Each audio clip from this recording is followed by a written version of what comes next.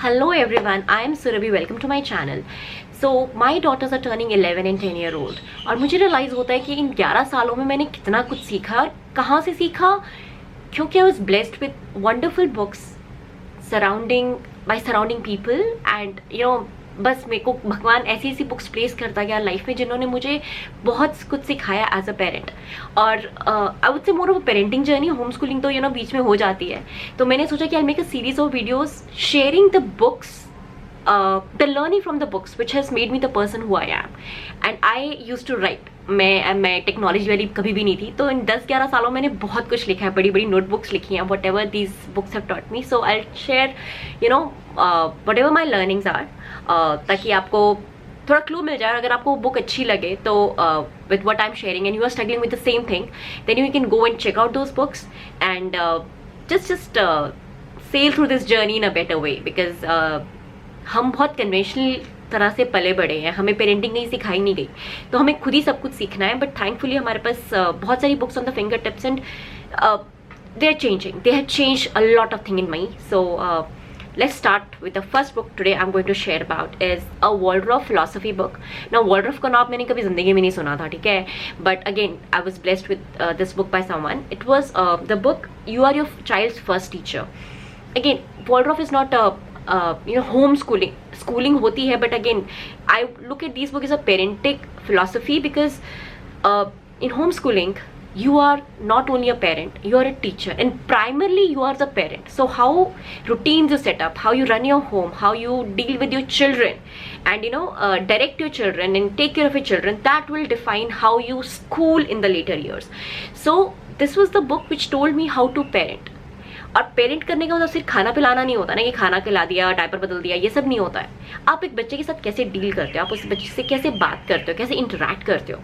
सो उसने मुझे, इस बुक ने मुझे मतलब 5 चीज़ें जो मैंने लिखी हैं कि मतलब these are the 5 things which I did not know and I learned as a parent कि मुझे ऐसे बिहेव करना है या मुझे ऐसे करना है, ठीक है. तो the first thing which that book taught me very practically कि हमारे बच्चों को ना ऐसे ट्रांजिशन कि मतलब अभी हम जैसे स्कूल में थे, बेल बजती थी कि बेल बजी अब हम हिंदी पढ़ना शुरू कर देंगे, अब बेल बजी अब हम इंग्लिश पढ़ना शुरू कर देंगे. ऐसा बच्चों के साथ नहीं होता कि चलो अब हम खाना खा रहे हैं या चलो अब हम ये कर रहे हैं, ऐसा नहीं होता है. They have to be transition from one stage to another, from one phase to another, from one activity to another activity. And musical transitions are the one which works with the little children, क्योंकि उनको आधे words तुम्हारे समझ नहीं आ रहे. And I am talking about very little kids, समझ लो 2, 3, 4 साल, 5 साल, जिनको उनकी वोकैबुलरी भी इतनी हाई नहीं हुई है और उनका ब्रेन इतना नहीं है कि वो आपको टक टक टक करके आपके स्टेप्स फॉलो कर सके. सो म्यूजिकल ट्रांजिशंस, जैसे मैं अपने टाइम का एग्जांपल देती हूँ कि मेरे 2 गाने जो मुझे अभी भी याद हैं, एक I love you, you love me, we are happy family, this was like family song, और एक दूसरा गाना क्लीन अप एवरीबॉडी एवरीवेयर.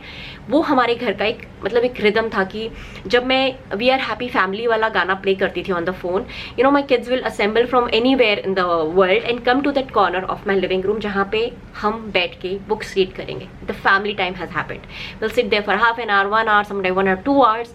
और उसके बाद थक गई हूँ मैं, सब कुछ डन. उसके बाद I start the music of it's time to clean up and slowly I'll just picking up one book at a time, putting it back to bookshelf, and my kids will start following me again. कि because उनको पता है कि ये गाना है मतलब कि ये करना है. मुझे ना इंस्ट्रक्शन देने की नहीं, ये करो तुम, वो करो, वो करने की ज़रूरत नहीं पड़ी. मतलब शुरू में करती थी, but this book taught me कि musical transitions work with little kids. If you want to get things done, add music to every activity or every rhythm, because that clicks more connections in your brain. First thing. Second thing is कि हमारे बच्चे छोटे होते हैं, आप उनको story सुना रहे हो. मेजरली छोटे बच्चों के लिए हम सिर्फ बुक्स और बुक्स पढ़ते थे और हर चीज़ हम बुक से सिखाते थे, चाहे हम वो लिविंग थिंग्स के बारे में बता रहे हैं, चाहे साइंस पढ़ा रहे हैं, चाहे मैथ्स पढ़ा रहे हैं, चाहे फायर फाइटर्स, वेदर, कुछ भी पढ़ा रहे हैं. It was all through books. Animals के बारे में, everything through books. Fairy tales, again all imagination के एक बहुत बड़ा कैसल था, एक बहुत बड़ा मंकी था, बट एक हाथ एक लिमिटेशन है. Try to use your hands and gestures to so big and small and scary, but using figurines, using materials, चाहे वो क्लॉथ के हो, चाहे वो फेल्ट क्लॉथ हो, चाहे इवन जैसे ये animal, these figurines will take the story or whatever you're trying to teach with that story to a child to another level, because it will make more connections to the brain. कि अब जैसे तुमने एक orangutan की story सुनाई, उसकी 4 टांगें थी और वो ऐसे ऐसे ऐसे चल रहा था. So when we go to the zoo, I'm talking about those times, and they're like, yeah, that orangutan used to climb like this.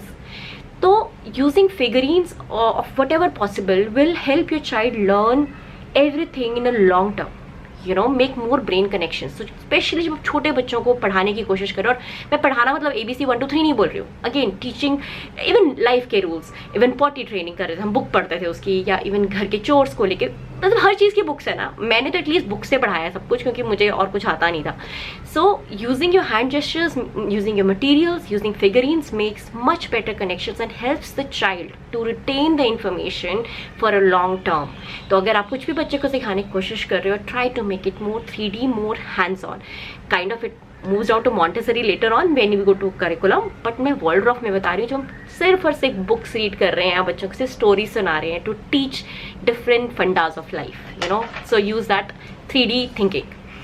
Third thing is कि बच्चे आपकी इंस्ट्रक्शन फॉलो नहीं कर सकते. Again coming back to the first point कि टक टक टक ये कर दो, वो एक तो उनकी वोकैबुलरी इतनी बड़ी नहीं है. Put the plate in the sink, पहले उनको याद करना पड़ेगा प्लेट क्या है, फिर सिंक क्या है, नहीं चलेगा. Kids will follow you completely. Kids like to copy you everything you do. तो अगर आप चाहते हो कि बच्चे को ये आदत पड़े कि put your plate in the sink, okay, dining table पे बैठे हो, okay, now will put plate into sink, pick up the plate, take it and gently put in the sink. आपको बोलने की जरूरत नहीं जेंटली, क्योंकि बच्चे ने देखा कि आप क्या कर रहे हो. Picking up the shoes, putting the shoes in the shoe rack, or whatever you do, don't try to give instructions to kids. It will never work. ना मुझे बड़ी हैरानी होती है कि मेरे बच्चे सुनते ही नहीं है यार. वहाँ पे स्कूल के बच्चे देखो 15 बच्चे लाइन में चले हुए हैं, सारी इंस्ट्रक्शन फॉलो कर रहे हैं, because they are not actually following the instructions, they are following what teacher is doing.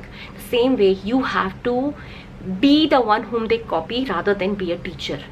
Again वही कह रही हूँ कि छोटे बच्चे ना डिफरेंट तरह से होते हैं, उनका दिमाग डिफरेंट तरह का होता है. ये नहीं कि अब 11 ईयर ओल्ड पे चीज़ें बहुत बदल गई हैं मेरे बच्चों के साथ, बट जब छोटे थे, again if you want them to do something, अपने जूतों की लेस ही बांधने हो, my kids are super independent, उन्हें सब कुछ करना था, but teaching them technique will not work. They would learn by seeing me कि मैं क्या कर रही हूँ. ये कहना कि इसको ऐसे करो विल नॉट वर्क. मम्मा ऐसे करती है and then they will copy. You see, तो कुछ भी सिखाना है, do it in front of them and they will follow. हम ड्राइंग कर रहे हैं, I take a white board and I draw scribbling और वट एवर. सो मैं उनको हाथ पकड़ के ABC नहीं सिखा सकती, बट मैंने जो लिखा है, मैंने जो शेप बनाई, चाहे सर्कल, वेव, कुछ भी, they will copy it. So kids will not follow your instructions, but they will copy you. So if you want to teach something, do it. They will learn it just by seeing it you.